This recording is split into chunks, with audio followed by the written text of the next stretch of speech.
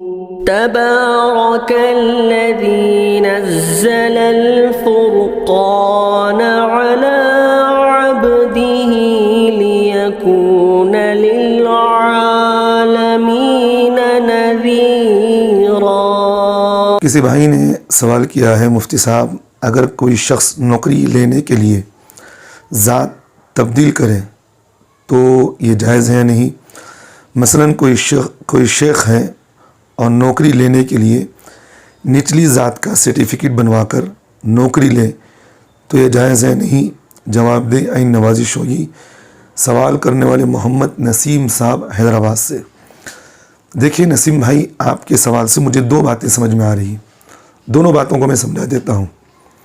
پہلی بات یہ ہے کہ اگر کوئی آدمی اونچی ذات کا ہے اور وہ نچلی ذات بتائے، یعنی کہ حکومت کا آدمی ہو، حکومت نے ایک اعلان کیا کہ بھئی اگر کوئی غریب آدمی ہو تو ہم سے وہ نوکری لے لے، یہ نچلی ذات کی ہے۔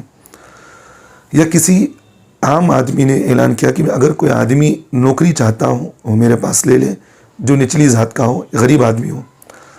اب کسی اونچی ذات کا آدمی، کوئی مالدار قسم کا آدمی تھا، اس نے نوکری حاصل کرنے کے لیے اپنے آپ کو نچلی ذات کا ظاہر کر کے نوکری حاصل کر لیا، تو ایک طرح کا دھوکہ ہے اور جھوٹ بولنا ہے، جس کا اللہ کے رسول صلی اللہ علیہ وسلم نے منع کیا ہے۔ اس طرح نہیں کرنا چاہیے، شرعاً اس کی اجازت نہیں ہے۔ یہ عام طور پر، عمومی طور پر یہ چیز آج حکومتی سطح پر بھی پائی جا رہی ہے۔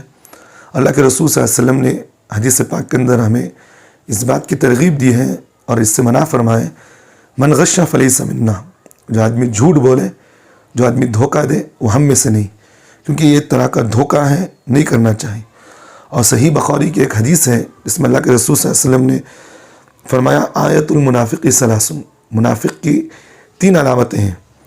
اذا حدث کذب، بولے تو جھوٹ بولے، واذا وعد اخلف، واذا وعد اخلف، جب وعدہ کرے تو وہ اس کے خلاف کرے، واذا اؤتمن خان، جب امانت لے تو اس میں خیانت کرے۔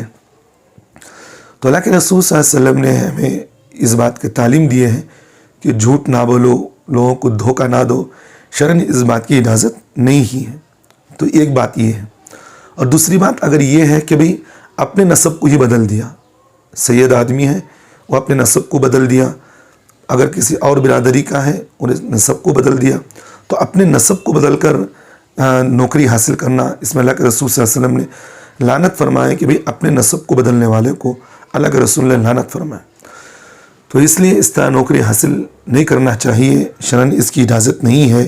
اگر کوئی آدمی اس کے باوجود بھی اگر نوکری حاصل کر لے تو اس کی محنت کی کمائی اس وقت اس کی اجازت شریعت نے دی ہے، یعنی وہ نوکری تو اس کو نہیں حاصل کرنا چاہیے تھا، لیکن جب نوکری حاصل کر لیا ہے تو اس کو جو معاوضہ ملے گا، جو ماہانہ تنخواہ ملے گی، وہ صحیح طور پر کام کر رہا ہے، اس کے باوجود اسے تنخواہ جو ملتی ہے حکومت سے، وہ تنخواہ اس کے وقت دینے کا ہے، اس کی محنت کا معاوضہ ہوگا، اس وقت اسے لینے کی شرعاً اس کو اجازت ہے۔ لیکن یہ آدمی کو اس طرح نہیں دھوکہ دینا چاہیے۔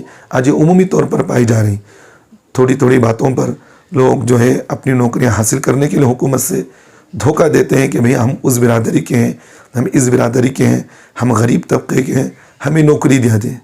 تو اس طرح جھوٹ نہیں بولنا ہے، جھوٹ بولنا گناہ ہے، اور اللہ کے رسول صلی اللہ علیہ وسلم نے منافقیت کی علامت بیان فرمائے، سچ بول کر حاصل کریں، 2 وقت کی روٹی ہو، حلال طریقے کی ہو، فائدہ مند رہے گی۔ جھوٹ بول کر کمائیں گے، اس سے فائدہ تو آدمی کو، پیسہ تو مل جائے گا لیکن برکت نہیں ہوگی، وہ پیسے وہی جائیں گے جہاں غلط راستے پر ہوں گے۔ تو اللہ ہم تمام کو عمل کی توفیق دے۔